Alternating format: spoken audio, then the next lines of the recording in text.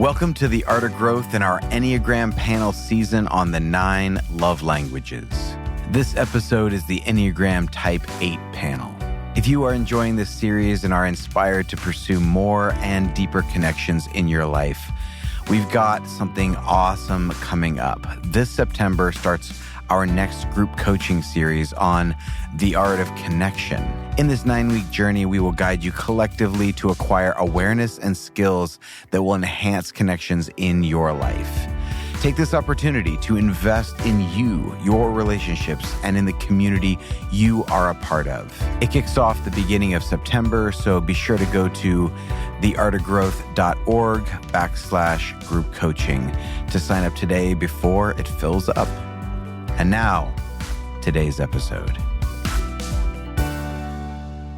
All right. Well, welcome to the Type 8 9 Love Languages podcast. I'm super excited to have these Type 8s with us today. And before we jump in, the reason for this was back in January, Jim and I were talking about this idea of connection and the sense that we had picked up on of loneliness everywhere. Seems like that has just increased over time. And certainly COVID didn't help and made things a lot worse for folks. And here we are trying to think through, how do we make connection happen more deliberately?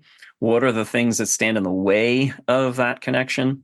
And a lot of it for me became more, at least partially clear, in that a lot of the exchanges we have with people, they leave us either feeling less connected, neutral, or more connected, but it's sort of a hit or miss. It's like, that felt great. That was a great conversation. That went well.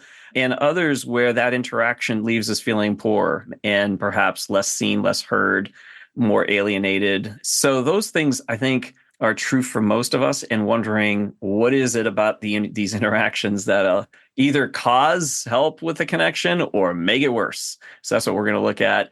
And so first, before we even jump in, let's have you each introduce yourselves. Hello, I'm Sarah. Sarah A. We have 2 Sarahs today.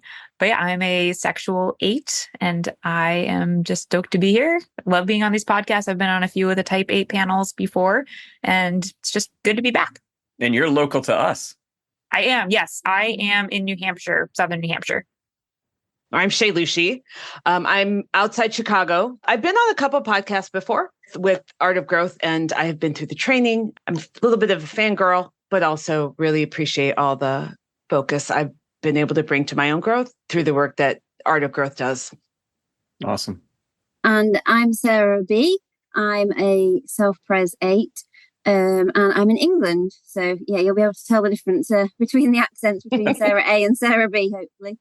Yeah, I live in the middle of England, and yeah, I've never been on a podcast before, so be kind to me. Yay. Welcome. Yeah. Love it. Absolutely. And it's wonderful that we have, again, all 3 Type 8s, but different in instinctual drives, which makes a difference on how we go about connection.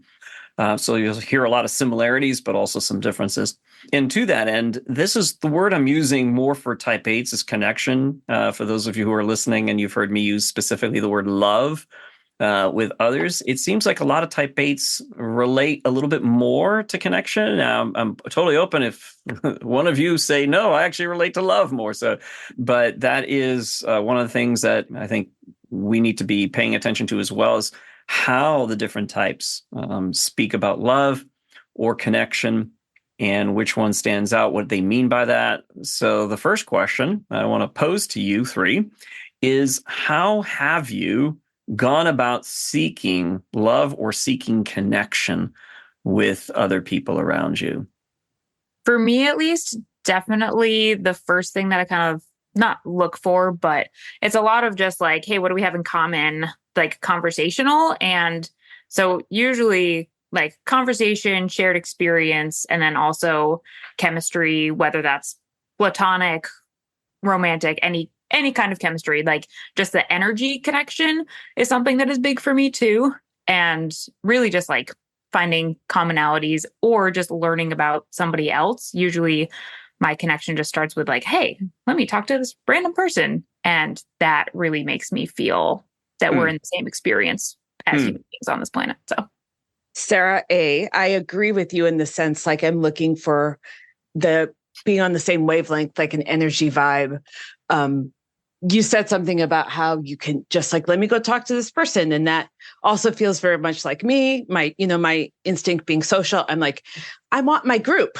I'm trying to bring people into my group. So I don't mind just going and talking to people. Like, I think a lot of other people would be like, I can't just go talk to them. I'm like, yeah, I will. I totally will. It's no problem. Finding that connection is about, let me throw some stuff out there and see what sticks. Mm-hmm. These are the things I'm going to throw out there. Can you pick some of that up? That's where we're going to connect, rather than like, here's my offering. I'm like, just throw some stuff out there. See what happens. If it doesn't work, it doesn't work. Like, okay, that's that. And you move on and you try it again with someone else. It's really interesting because I really don't like small talk. And I find that really difficult. So like the idea of like throwing a load of things out there feels, I would find that more difficult. I think the energy thing is a big deal for me. So it's like, can someone match the energy? Does it feel like they're giving as well? Like, am I having to do all the work here? I would look for that to be connected to somebody. Because if it felt like it was just draining, I'd think, okay, move on. I haven't got the motivation, I think, probably to just kind of do a lot of small talk to connect to someone, I guess. I think it's really interesting what you said, Joel, about using the word love or connection, because as my experience of being an 8 is that love is very vulnerable and connection feels a little bit more like something I could share a bit more widely than love. So I think that's probably for me why I would connect better with that word.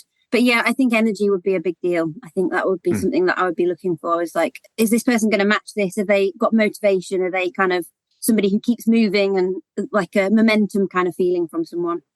Well, that's what I was going to ask, which was, what kind of energy are you looking to have matched or to be reciprocal? Are you able to name what you're looking for in that? I think something where it feels like they're a doer, they're like a get up and goer kind of person. They make things happen. They like to be active and doing. I think that's a big thing for me. I think I find it very difficult. People who are much more laid back, maybe don't initiate things. I would find that, I find that a lot harder to connect to. This is so fascinating because your like comment about love and connection, I kind of feel the opposite, where connection feels a little bit more vulnerable to me, because that is like, and maybe that's like my sexual type, the instinct coming out, but love is like, I love a lot of things. I love pretty much everything. I love everyone. I think everything is really cool. But like when there's a connection, that is like you and me, we are in this moment. And it doesn't have to be like, I've kind of like mellowed out a whole lot in the last couple of years. Before it used to be like, we are going in, we're going deep, and like, that's where we're going to live forever. Welcome. And now it's a lot like, oh, it's nice out today, isn't it? Tell me more about how you think this is nice out. And like, it's a little bit more chill. That's fascinating. I can see both sides of that. Yeah. And for me, connection can be very loose. It needn't to be this intense thing. But I also think like love is how I feel. Sarah, to your point, love is how I feel about something or someone. It doesn't have to be a two-way street. I think what feels the hardest is for those two things to overlap, to connect with someone or something that I love. Like those things are hard together because connection is like colleagues. Really? Hey, how are you? I'm fine, blah, blah, blah. Right. And love is, it's an emotion. But to have both at the same time feels challenging. Connection means that you have to actually meet exactly where you are. And I don't know for you all, but I find it people too intense, too much, too loud, too this, too energetic. And it's hard. People pull away from that. So finding people to meet you where you are, that's the hardest thing.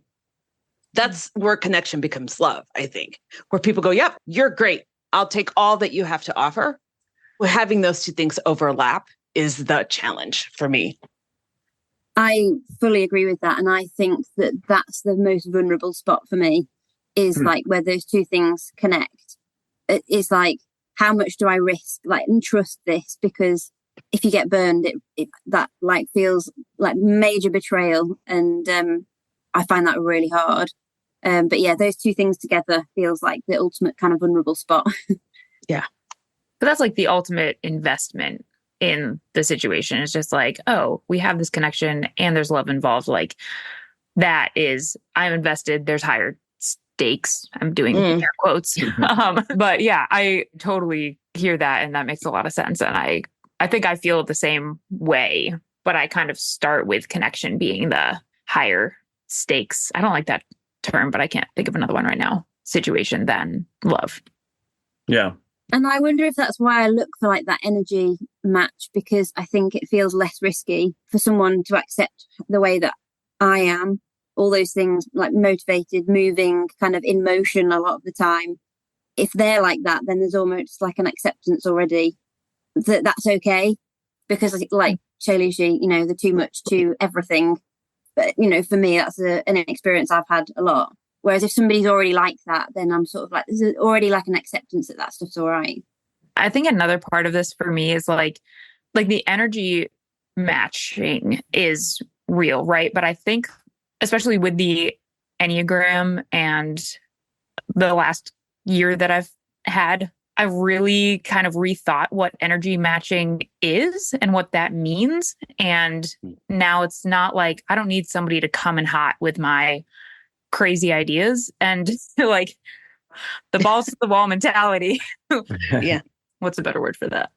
That's totally just great. I don't know. I don't have a problem with it, but cool. Yeah. Yeah. So it's like, I don't need somebody to come in with that balls to the wall mentality and like approach to everything, but it's just like, oh, I can see like your energy matching. That is as important to you as this energy is to me. That's what I'm paying more attention to. It's not like I need you to have the same energy as me. So let me see if I'm hearing you correctly. Yeah. Is it saying you were looking for something that was a match energy as an equal to, but now it's more like I'm looking more toward a complementary energy more than a matched one? Totally. That makes sense to me. For me, I think as well, it would be like an acceptance of the energy, like that mine is okay. Right. So I'm married to a 9. He is not matching my 8 energy for sure, but he fully accepts mine and also gets behind it. Whereas there are experiences where I've had where it's almost like not accepted and it's drained away. That's where I'm saying like I'm looking for that energy kind of acceptance is probably a better word.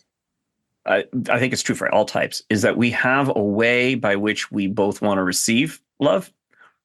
And we also want our way of loving to be received. And I'm hearing that in what you're saying. It's like if I'm putting something out there and there's no receptivity, there's like a pulling back energetically. There's people aren't making room for you, aren't receiving your energy. That feels like a rebuffing of what it is that you're putting out into the world. And so there's that. And then there's also the way that you want to receive love is through that deeper means of love. And I'd like to explore that in a minute because I'm going to make sure you're all done with this part because I've another question related to that connection and love. That's interesting to me because I've never heard those two put together with the 8. And I think that might be an unlock for a lot of people. But would you say that that's close to how you experience it? Is that you're putting something out there energetically and, your doer, your intensity, and you have either a couple of responses, one that's like pulling back, disappearing, resisting it, or the other that sort of makes room for it. And that feels like a connection because that feels like a receptivity of who you are. That totally makes sense. I've been thinking about this weirdly in terms of a Venn diagram, right? And so like 2 people, 2 circles, the connection is where they touch. And 8s are big, they're confident, right? Everything about them is very assertive generally. And people can either pull back, you can't connect this way. I think the other experiences some of us may have is when people like overstep their boundaries. And that's not a connection either, right? The 2 circles have to touch. One can't overlap the other, nor can one pull away from the other. And my experience is like, I can connect and grow in love with people who know themselves and are comfortable with themselves to be comfortable with me. Oh, boy, some head nodding here. Okay. Yes. Talk about that. Well, like if people feel intimidated, for whatever reason, I have someone in my life who I'm just me. I just talk like this all the time. And she's like, I heard through the grapevine, God, she's so intimidating. Well, I'm not literally coming into your face and, pointing my finger. I just am big energy and assertive. And I always talk like I know what I'm doing and I know all the things. My husband jokes, you've probably gotten away with so many things because you just talk like you know the answer. And I'm like, yeah, I probably have. And it's amazing. But it works. You ought to try it sometime, Yeah, exactly. But I'm not trying to be intimidating, but are you not comfortable with yourself? Or how about the overmatching? Like people trying to, it's like, oh yeah, just like me. And I'm like that way too. And the over relating kind of stuff. Yeah. Yeah. My experience, just talking my experience, is that twos tend to overmatch. The two people in my life who are twos, they're always trying to like meet me where I am. And then I'm like, that's not who you really are. Don't do that. Like, I have a hard time relating to that too. So like, I need you to hold your ground. I'm comfortable with you how you are. So I would like you to be comfortable with yourself. And then for you to be comfortable with me and not overextend and not pull back. Yeah.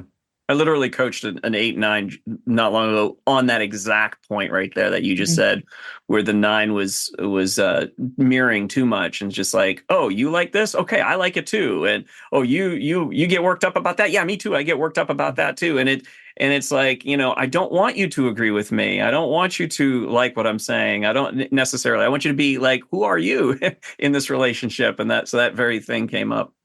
The overmatching is big for me. Like there's an unfortunate side of this. And that is people who are confident in themselves, I feel like I can get along with very easily and we can have a connection because I trust them to draw a line or just be themselves. In my experience, I am very confident. I'm very growth oriented. I've done a lot of work to be where I am today. And some people who have not done that, it feels like mooching. We're just like, I've done all this stuff. I am making all these good habits. I have a routine. I'm doing all these things now. And they're just like, oh my gosh, that's so great. Let me come along. And then they kind of do some matching and it kind of is presented as like they are confident in themselves or they are growth oriented or initiating these things for themselves. But really they're just talking about it because I'm doing all of the work and they're just like following me along. And maybe that makes me sound like an asshole, but it's really hard. And sometimes it has been hard for me to like tell if somebody is like actually along the ride for themselves or if they're on it because I did it first. Well, that's a consistent thing for 8s in almost every dimension. It's like, I start up by stating my opinion or by stating where we should go and what we should do. And if you're just kind of going, well, all right, that's what we're doing, but it's not really true for you, that feels really problematic, particularly down the road when it turns out that it was never really their thing to begin with. Yeah, that makes a lot of sense. As an 8, come across like confident and sure of things. And like, we sound so certain. People will like go along with things. And I think probably thinking like you can't come back on it. And one of the things that I find so irritating is like people just going along with stuff without sharing their opinion or like coming back, like having that discussion, the back and forth. I'm like, have your own mind, like think for yourself. I can take it. Like I can, if you disagree, like don't just kind of merge or do what I'm doing because my voice came out in a particular way. Like, I don't even hear half the time. Like I've had to really learn like how things come out of my mouth because I'll be like, well, I was just sharing my opinion. But people are like, well, it must be true because you said it like it was a fact. Yeah. Like my husband and I have been talking through some decisions recently and I was saying like, I really want you to go away and like come back, like think and do your kind of more introverted, slower paced thinking bit first before we have a conversation about this because that's excellent. Like I don't want to be the energy of this thing. Like I want you to tell me. And I take his slower thinking when he feels sure about something. I take that really seriously for him as a 9 because when he's had that space and to make his own mind and go through all the different perspectives and whatever. And then we have a conversation about it. I'm not then just kind of dragging him along or being the loudest voice in the situation. So I've had to learn to like figure out a way that works where we both can kind of contribute, and it's not just me and him merging with me kind of thing. Mm-hmm. I find that really difficult when people do that. So yeah, I think it's like the over-connected thing. Well, that's a pro tip, by the way, for those of you in type 8-9 relationships or others who are more introverted. Brilliant. Connection makes a lot of sense here in terms of those three things that you've just mentioned. I mean, that to me, I'm hearing it as like, oh, other types must be going, well, but I'm trying to connect, right? I'm trying to connect by relating, right? By becoming like you or matching your intensity. So this is really insightful. You had asked a question about receiving love. How do 8s receive love? I receive love by having somebody counterforce me, right? Like the pushback, not just to push back, but to share, right? And there's some martial art, this is where I was thinking, where like you take someone's energy and you use it against them. Yeah, judo, Judo, right? I don't necessarily want someone to use my energy against me, but the idea of like taking what I have to give and using it to match me or to push back, right? Like you're saying, Sarah B, not just to go along with the ride because I'm loudest and I have I can make decisions quickly and blah, blah, blah. Like to have someone fight with me in the most, loose sense of the word is love. Mm-hmm. I experience that as love. 100%. I really identify with that. Like for you to say something, for someone to push back on it, for you to push back again and them not dip out because you've pushed back again, that to me is like connectedness and love together. They can take the back and forth. It's not just that you've put something out there and they'll push back and then I'll accept their pushback. No, like let's go back and forth, stick in the ring with it. That for me feels like love and connection. Somebody calling me out on my shit is just like, oh, you care. Amazing. Let's so grow. Let's figure this out. I love this. Like, that's the clicking moment for me. It's just like, as soon as that happens, I'm like, you're my people. Yeah. I know that to be true because I've heard that from other 8s and I've coached a ton of 8s, but it's so counterintuitive for most types that to have this sort of, okay, I've been called out, calling somebody out. It's like, yes, I can see it in hindsight as love, right? But not in the moment. And you're saying that it feels that way even in the moment and in reflection as well. Is that what you're saying? It's like, if someone calls me out in the moment on something, that feels like you care.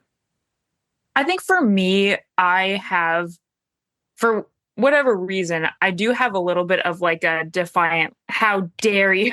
Like for a brief second, it's just like, I come across as very confident. I try to know my stuff. And like, if somebody pushes back on that, it's more a me problem where I kind of feel inadequate because I don't know something, but almost immediately it then switches to a like, oh, this is just a great other perspective. I can learn from this. I can grow from this. Okay, tell me more. Like, where do our two opinions or expertises or whatever come together and make something even better?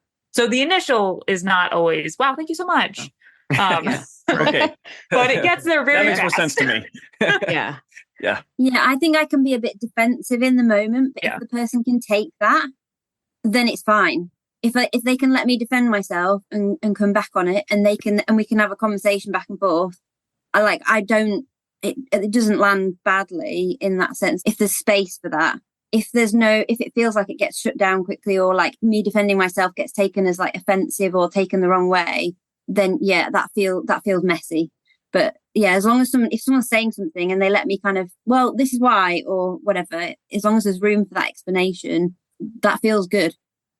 It's funny. There's a slightly different take on this because I've seen this pattern where, for me, if they do that and I get defensive and then they try to argue back and forth from me, it actually builds the defensiveness. But if they just go, okay, and they leave it, then I'm like, it starts to burn because then I know they're right. And then I feel more connected. But it's like, actually, there's a lot of nuances or ifs that I would add to that little exchange. Yeah.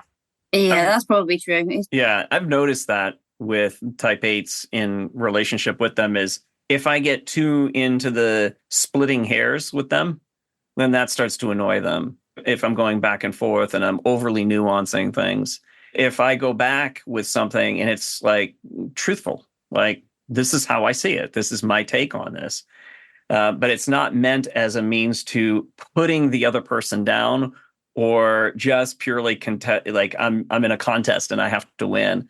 If it's like, I'm telling you what my truth is, this is how I experience this. This is how I see it. And if I stand up for that and I push on that, then I don't get as much defensiveness from the 8. Does that resonate with you 8s? Yeah. I think For sure. what sets off my defensiveness is when someone comes at me with this is how it is, right? As opposed to this is how I see it. Because that's when I would start to go, well, but what about this thing, right? Let me tell you what you did, as opposed to let me tell you how I see the situation, right? You're too loud is not a thing. I have a hard time listening to you when you're loud is a thing. Yeah. Right. Yeah. There's no such thing as too loud. I could also counter with, and you don't speak up enough. Those are they're neither here nor there. Well, it's funny. We literally coached a team yesterday and we used that very thing you just said. Like, don't universalize it when you're talking to, and we were, illustrating with an 8. Don't universalize it. Like, you're too intense. You're too, because that makes it like a general rule. And whenever we do that, we're acting as the judge who's applying the law. Yeah. It's like a universal law where it's more of relational. It's like, for me, this would help me if you dial back a little bit because I'm feeling worked up. And if you can dial back, I feel like I can be more heard. That's different than universalizing it as a rule. So there's so much to learn about how do we interact with type 8s. But I do want to move on because of time. Sure. There's something about connection and love that was really interesting to me that all three of you were talking about in different ways, but that connection is one way of feeling and love is another way of feeling. And love can be more vulnerable. Sarah, you had a slightly different take on that. Sarah A, that is, had a different take on how that feels in terms of that love piece. But what seems to be true for all three of you is when there's connection and love, that's the place of deepest connection or deepest sense of vulnerability. Is I can do connection and that might not be as vulnerable, or I can do love and that, but both of them together seem that way. Maybe say a little bit more about why that is and how that works for you. I think for me, there hasn't historically always been relationships that are like truly reciprocal and invested. And so when there is that reciprocity in connection and love involved, it's just a deeper level of care and intention. And like, there's nothing that is more impactful to me than the back and forth in a situation. It's not just me coming in and it landing on somebody and that's it. It's like when somebody reciprocates, like ask questions about my life. That's very basic. But you know what this goes back to? This goes back to the with energy. And it just being like, okay, now we are with each other. We are working in whatever situation we're in, like positive, negative, whatever it is.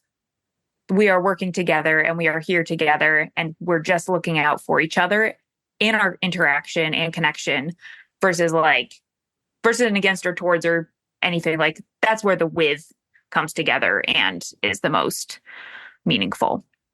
All right. See if you can bring, and that's the connection to me and the sense of vulnerability and love and the sense of vulnerability, because all three of you have talked about like, it's people that can handle that. And so reciprocity being one of those components, Sarah, is like they can handle it. They also are invested and engaged, right? They're not pulling back because I'm too much. They're not overly trying to relate like me too, me too, me too. They're not just constantly countering me either. There is something of a receptivity, but that's in one direction. That's you putting stuff out and people receiving it. Then there's this other component, which is, but how do I receive when it's being sent my way from others? So Sarah, you mentioned the reciprocity. It's like I can see when someone's interested in me. So that's one of the ways that you experience it coming back to you. So maybe talk about that. How are you maybe blocking, resisting love, or not perceiving it when it is coming your way? I kind of went back to like the basics of like the love languages for my prep for this, just because I found it to be kind of helpful. And it kind of highlighted a lot of things that are taken differently based on my filter and my experiences that are very legitimate ways that people express themselves and express that they really care and love and everything. For me, I don't give two craps about getting things. Gifts, couldn't give a crap. Words of affirmation, hilariously enough, also not my jam. So like if somebody's encouraging me, I'm just like, that's cute. Thanks. Okay, bye. Gifts, I'm just like, I don't need this, but thank you, I guess. But like for other people, like, and I think that's kind of my block in a way, is just like, I see that you're encouraging me and giving me these words of affirmation, but because of my previous experiences, like words of affirmation usually came with manipulation. Yeah, sure. Gifts usually came after all of the other things were tried to manipulate me, and now they're trying to give me gifts. You know what I mean? And so it's like, yeah, I'm just like, hell no, that is a red flag. I'm out. Versus it being like hey, no, I'm affirming that you did this well, or that this is really cool about you. And I'm just like, what do you need? What are you trying to get from me? Right. And I'm really thankful to, like, right now be in a job where there's a whole team in my department, and my like direct boss is really good at validating. And I'm really historically bad at taking it because I'm so self-critical, and in like kind of a low-key way. Like I don't self-critical without like an extreme amount of like shame or emotion attached to it. I just dissect everything that I do all the time and think about it and figure out what I could do differently. But to have him say encouraging things to me, at first I was just like, okay, what did I do wrong that you're not telling me? Stuff like that. And I've kind of learned to calm that defensive reaction down a little bit and be like, oh, okay, I think I can just trust that he actually means that I did this well, and that he's not just saying these words to make me happy, which, you know. It's a very vulnerable place to be. Yeah. Yeah, I appreciate that. Thank you. I think it's super interesting. Like, as soon as you ask this question, like everything sort of slows down a little bit. I know. I saw it. Yeah, I think it's probably potentially fairly unique to eights in a way, because like the kind of love connection, receiving all of that stuff, it is such a vulnerable spot for, well, I'll speak for myself, for me. And there is like this kind of instinct to look for manipulation, where control's being taken away, to look for ways that you can kind of not let someone into that bit, to defend yourself, to protect. So I thought it was really interesting. All of us just kind of like, whoa, I'm not sure. I don't feel so confident in kind of talking about this bit. And when I think about it, I don't find it that easy to think, how do I receive love? But I think one thing that does kind of come to mind is like being held in mind. And I think I've realized that that's more important as I've kind of worked on stuff and kind of become more self-aware, noticing that I think because of that, there's all the stuff about being too much, too loud, too whatever. When someone holds you in mind, it kind of counters the thing of like, I'm self-sufficient. I can just do it on my own. I'm independent. I don't need anybody. It reminds me that people are thinking about me and kind of do want me around, and I'm not too much, or for whatever reason, they've accepted something about me. So like, just when I don't expect it, you know, somebody remembering me, or, you know, yeah, like you were saying, Sarah, like asking how I'm doing. Like a lot of people, I think, assume that I don't need to be asked that because I look on the outside like I'm fine and I'm just getting on and that sort of thing. And actually for me, the work is to answer that question, to not just push it away. Very good. But to actually like engage with it, because for a lot of people, I can quickly go, oh yeah, I'm fine, thanks, how are you? And just flip it away. But yeah, to actually like sit with that and kind of be honest and think about it and engage with some talk about me is where the work is, I think. I find that I can at least in the last couple of years, I've gotten a lot better about this, is I can kind of just like observe whatever is happening around me and be like, it just is. Okay, that's fine. It takes an extra step to recognize some of those things as somebody is loving me, and letting myself like kind of open the gate a little bit and be like, oh, that is love that I can let in, versus like it just is over there. And so that's been kind of a big kind of growth moment where I've just really tried to soften to what is happening around me. And just kind of accept it and open myself up to what the intention might be versus being like, that's great, but it's over there. It's not actually intentional for me. It just is what the other person is doing. I wonder how both of the Sarahs and Jim, because I know you're also an 8, like how this resonates with you, which is to receive is actually an act that you have no control over. And that's why it is scary. Because to receive is to wait. It is a passive act, right? There's always a possibility that you can ask and someone goes, fuck you. And so that's sort of like, that is the scary place to be in for me. Like even I'm talking about, I'm like, just take some deep breaths, right? To ask and to be told no, to show that vulnerability and have someone dismiss it out of hand. That's the whole reason I'm like the way I am. That's why I come in with the sword and the shield, because I never want that to happen to me. That's devastating. And so I think I have a hard time receiving love because I want to control the ways I get my love. Because then I'm in control. Then I know what's happening, right? I don't have to be vulnerable. If I tell you this is how I want to be loved and you do it for me. It's really hard to be in that space, to be like, to be held in powerlessness. But the people who I know love me the most, I feel loved by nothing that they do, is that when I am at my most vulnerable, I have to wrestle with the question, how am I? When I say, I'm really struggling, those are the people that hold me up. They don't back away, because there are people who are like, but you've always got it together. I don't want to talk to you about why you might be having a hard time.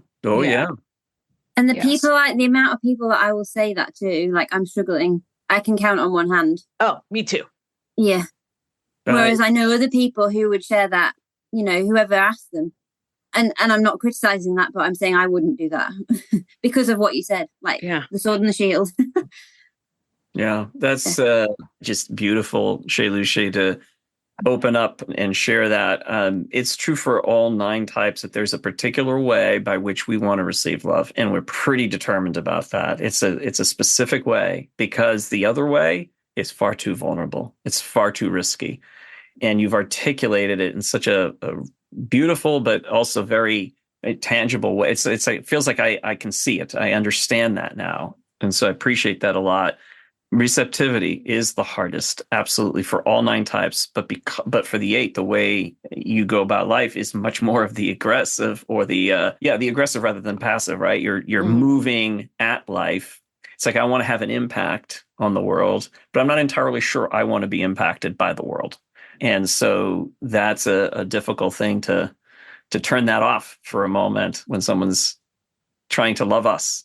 And I appreciated, how all 3 of you have talked about that, because people are trying to love you in their way, but it may not be your preferred way of being loved.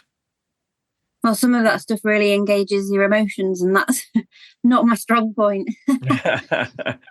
That's that again for the 8.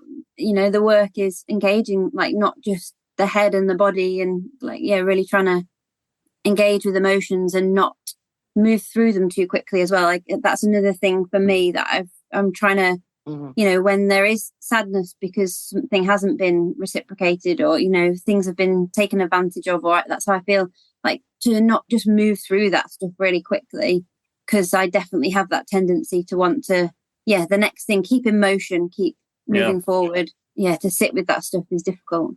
But I think that's where there's growth, because things become less intimidating, less terrifying, as we start to realize, like, we can manage those things that come up, when things hurt, when things are sad, sadness is a difficult one. Anger, absolutely fine. But sadness feels tricky. There was one point on, I don't know if it was a podcast or whether we were doing coaching, but I had described anger as this like ball of energy. I remember that. Yeah. Hold. And I love it. I'm comfortable with it. And it keeps me warm and it gives me energy. Right. And then when I need to use it, I can use it really easily. but it's like almost a tangible thing for me. Anger, I can do really well. Sadness, loneliness, all of that stuff. I'm like, and I think part of it too is anger is an action feeling. When you're angry, there's a thing to do about something. Go do something about it. Yeah. Sadness, lonely, they're all like, they're passive emotions in the sense that you can't you have to feel them and you can't actually fix anything. No, you're so, boy, this is like so fun because you think about the emotions that are the receptive ones and then the active ones. It's really well thought out. Like anger definitely puts you into the driver's seat. You're taking action and you're doing something about some injustice that's taken place. But the other ones are far more of, I've been impacted by something. And what do I do about that? So for 8s, it's like I convert that to anger. It's like, whereas other types, it's I stay in that place of I have been victimized. Something has been done to me and it has impacted me. And so from all 9 types, we can learn the different ways that they respond to that and actually maybe borrow some of that to help us because of how, we all are pretty extreme in the ways we prefer to move through the world. So yeah, any final thoughts in terms of, anything that's been shared that you would feel like I want to make sure I say this to feel like, I'm complete.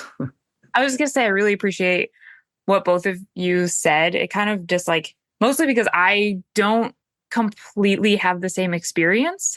For some context, I had a pretty drawn out health crisis last year, and it was very extreme, and I lost everything that I owned along with my health. And I had to kind of really pay attention to what my body was saying at all times. And it was saying a lot at all times. And in that process, I had to surrender. I had nothing to offer, and I had to ask people for help in a really uncomfortable way. It shifted how I responded to the world a little bit because it wasn't here are these emotions. This is not an action. I need to just move forward. It kind of really slowed all of that down. It was just like, okay, here's what I'm feeling. I need to feel that so I can figure out what to do with it, but I can't do anything about it. And the right people or the right things came in at a really pivotal and important time. And I had to just say, okay, I have to put aside all of my thoughts and feelings about this and just receive and accept. And it was incredibly uncomfortable. But at the same time, I look back on last year and am so grateful for it, even though it changed everything about my life. When people ask you how you are, I tend to overshare now, which is really funny. So I was just like, oh, how are you doing? I was like, well, I don't know. I feel a little weird today. I'm fine, but my recovery's at 30%. And I think I'm okay. But today's a little overwhelming. And I just I filter some of that. But it's much more oversharing and sometimes staying in emotions too long. And if I am having a conversation with somebody, I am fully invested in that conversation until we switch topics. And then I'm fully invested in that conversation. And I get to the depth of that internally, at least, not necessarily, not forcing them to get that deep with it, but I make sure I was okay, here we are. We're sitting in this space together. I'm going to make sure that I am there and only there. And then we move on to the next thing. I find that the emotional kind of regulation for me is just I'm actually having a hard time relearning how to bring myself back up to kind of a normal space where it's just I can be honest. I don't have to be, but I can be real and not be so in depth with everything all the time. And also have that kind of softer front versus being the wall. And I'm kind of trying to build the wall back up a little bit, but because that feels more natural. Being strong makes me feel strong. And a little bit of wall to me makes me feel strong, but I don't feel like that is in a negative way. Yeah. Yeah. It's what I hear is at least the part that I put into what makes sense to me is it's still this filtering system of I'm the arbiter as someone who doesn't want to be dominated by external forces. I am the filtering system, and whether that means that I'm going to go more deeply into emotions because I feel like I need to explore that, then I'm going to do that, but it's still through on my own terms, kind of regardless of that context, whether I am in a more emotional exchange because I've decided to go there, or I've decided I need to explore this, and then I decide I want to pull it back a little bit. I'm still the filtering system. I'm still making those decisions, and so that I'm not dominated by external forces more than I want to allow myself to be, which can impact receptivity, but it also impacts all of this other stuff we're talking about. Yeah. And I think regaining the control is what I mean by bringing it back up to like a more slightly walled space, because right now is like, I'm not necessarily always in control of just like deciding what I'm going to dive into, what I'm going to like really just like sit in for a while. Yeah. Just going back on the anger thing, I find it amazing how I can sort of feel any emotion and get it back to anger again. Again, like the hard thing to do is to try and figure out actually what that's about. Like, is it sadness or another emotion that I actually need to engage with? But also the grace to know myself enough to know that actually right now, like anger's what I can handle. And that's a level that I just can be at right now. And that, I need to probably spend some time thinking and reflecting, but right now I'm okay with this. And I think a lot of the Enneagram stuff and, just this kind of like personal work for me has been about accepting, whether, whatever the way of coping is, whatever the way of managing is, whatever, there's a reason for it all. And the key thing for me is to be thoughtful about it and reflective on it, and to try and just do a bit, like to in my own time. And I guess it comes down to the control thing, like you were just saying, Jim. But sometimes anger is just what I've got capacity for at that moment, and that's okay. And sometimes people will feel I'm too much, and that's okay. And sometimes I'll avoid doing something because I don't want to be controlled, and that's okay. Like, take the time to think about it, reflect on it, and how can I, think about that differently or do it differently. But yes, acceptance has been a big thing for me with Enneagram stuff. It's a huge, huge, huge lesson. It's the acceptance of where you are allows you to actually relax into being something more than what you are. And to move from it just being a criticism of myself, those things, to see them as a side of a coin, like somebody else has the other bit. And I don't have to be all things to all people, and I don't have to have it all figured out right now. And I never will do. And again, acceptance of that. Because I think it's easy to criticize an 8, I think because of the way we appear, it looks as though we can handle it and we can take it. But actually there's a protection of this kind of really soft center that feels stuff quite deeply. And all of this stuff for me feels like it's just the armor to protect that.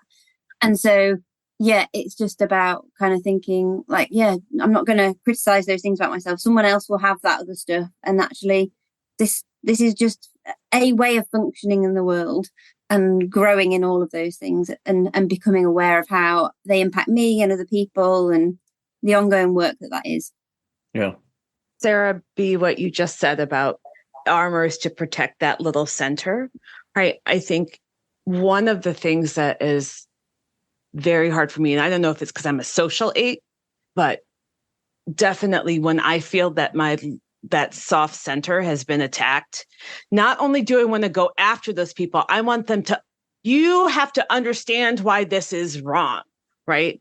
Why you did such a bad thing. Like, it's not that I necessarily want vengeance. I don't want necessarily people to suffer. I want them to get it. Yeah. Right. And I think one of the things my growth path is leading me on is when I just have to drop it. Yeah. Rather than have some sort of emotional, torches lit and, that sort of like the horde is coming for you approach to boundaries, just saying, actually, I am doing this for myself. And that's that. Right. And I had to think about that a lot. Jim and I had a conversation earlier this week about some stuff that had happened. And I was like, it was that thing I asked and you said no. And I don't ask for things. I asked you for a thing and I almost never asked you for a thing. And then you said no to that thing. And part of me was like, well, now I need to go after you. You need to understand why you hurt me. Mhm. And I kind of came to this place of like, actually, doesn't matter. I hold my boundary now. I can drop the torches and just put the boundary up and say, this is what I'm willing to engage in with you. We don't have to have a lesson about this. Mm. It's a weird way of existing as an 8 to not always be fired up all the time about something, pick a thing, right? To sort of like let that injustice go. Mm. Okay. And not in the way that 8s do, which is like, fine then, right? Like not with that angry, Right. All right then. Now I know. And I've said this before, right? Well, now I know the rules of the game that we're playing. Yeah, which right. is a very like, you're going to do that to me? I'm going to do that to you. Right.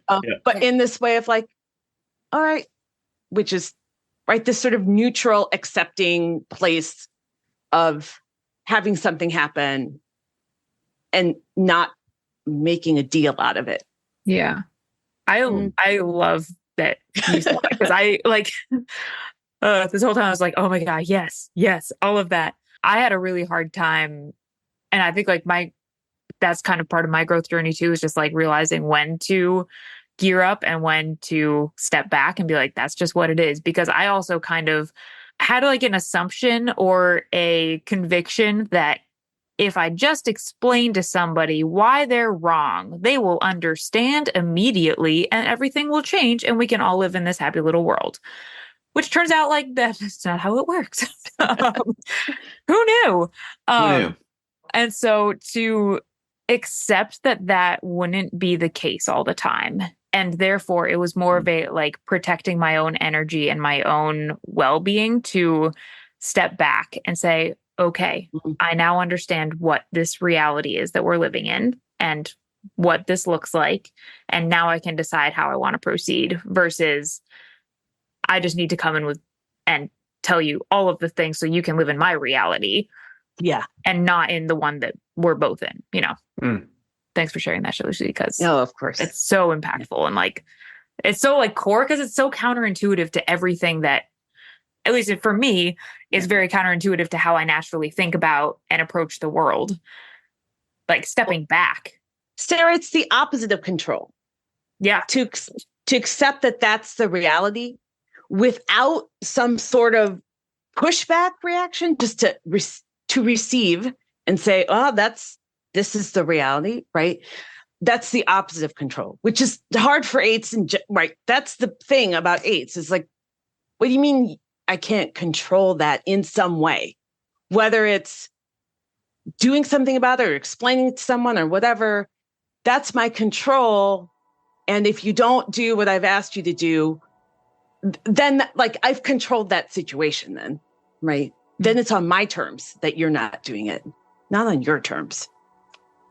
It's so true, isn't it? It's so like core to who we are. I think sometimes I'm like, why am I pushing back on this? Like, why am I sometimes I catch myself. I'm like, I don't even know why I'm saying this. Like, it's just like a gut reaction, not a gut reaction. You're just like automatic. Yeah, you just like, yeah. It's like, all right, I don't need to. And yeah, learning to just try and stop that process sometimes to not always need to justify, to process, to externally kind of push back on stuff. But yeah. Mm-hmm. To just let something come to you is so difficult. We're learning. Yeah, it's learning for all of us. But I think that wrap this up with something, Sarah B., you said, is that really it is learning to walk in acceptance increasingly of where we are, who we are. And that's a very different thing than sort of acquiescence. Acceptance is not acquiescence. It is not a sort of like, well, it's just who I am. It's an approach of grace for who we are with the desire to continue to grow and to figure out how do you do that with small steps, incremental changes, and to keep moving forward. But to each of you, I can't thank you enough for having opened up and been as truthful and vulnerable even as you have been. given us so much insight around the 8. That is really a tremendous gift to us and to our community. So huge thanks to all 3 of you for doing this.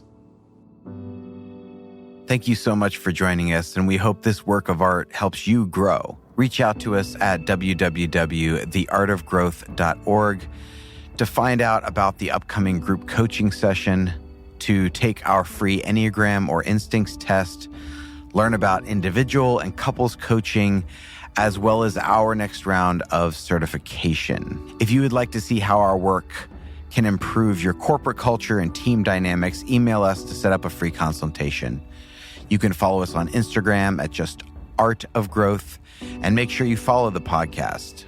And leaving us a review on iTunes really helps people find this work. Until next time, my friends, grace and growth.